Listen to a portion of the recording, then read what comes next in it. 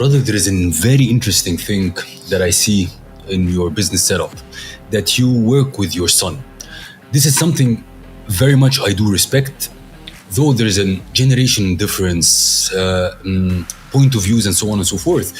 Why I'm saying this, because I do come from the same thing. I do work also with my father, with the pluses and minuses, and. How do you see this thing, and what kind of advice would you give to people who work with their family?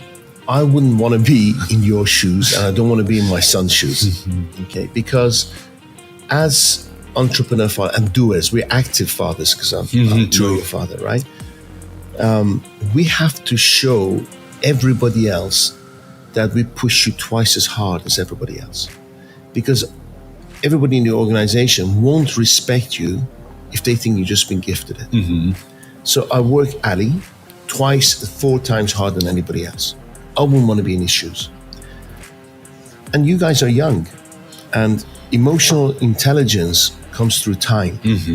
So if he in a leadership position, I need him to have my emotional intelligence. True. And that's where we're both at loggerheads, because if you imagine, my son saw me suffer, he saw me lose everything. So his first reaction is protect that. True. And I'm living, okay, I've been there, done it, but I don't want to live in it. Let's go forward. And if you're too protecting, you never go forward. So I wouldn't want to be in his shoes. Okay. And he tells me it's an honor to work with him, because he's a boy of principles and honor and everything else. But it's tough. It's tough. It's very, very tough from your point of view. My point of view, I'm honored to have him even be able to see my son every day. The only downside is that business is not all about money. Absolutely. Okay, it's although I brought him up not to care about what other people think. There's a bit of a dilemma here. I do care about what people say about us. That are we honorable or are we ruthless? Okay, so it's a fine line.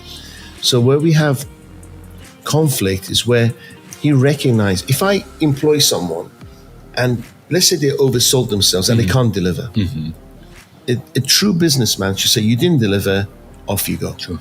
Ali's a true businessman. I allow my heart to get in the way, so I keep them 6 months too long. And all along I say, you're right. At the same time, I want people to say, Dariush, although I let him down, he gave me a fair chance. True. You see, so this is where we have conflict. Where he said, Dad, nobody helped us.